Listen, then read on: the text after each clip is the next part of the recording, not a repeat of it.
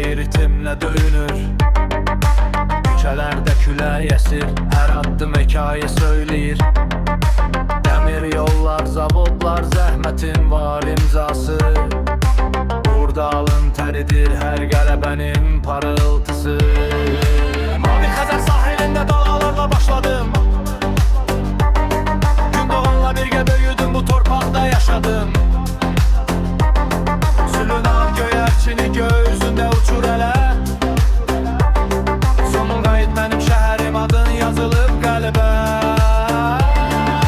Parklarda uşaq səsi, gecələrdə işıq dəniz. Hər məhəllə bir ritmdir, hər addımda başqa iz. Dostlarım, xatirələr hamısı burada qalıb. Hər küncdə bir xəyaldı gəncliyimin kiqamik. Zəhmət keşəllər qurudu, bizsə gələcək sabah. Yaşıl yollar, geniş küçə, ümid çəkir hər baxışa ruhumuzda. Ritim damarımızda, şəhər Sumqayıtla nəfəs alır. Bu rap, bu səhnə, bu əhval. Mavi Xəzər sahilində dalğalarla başladım.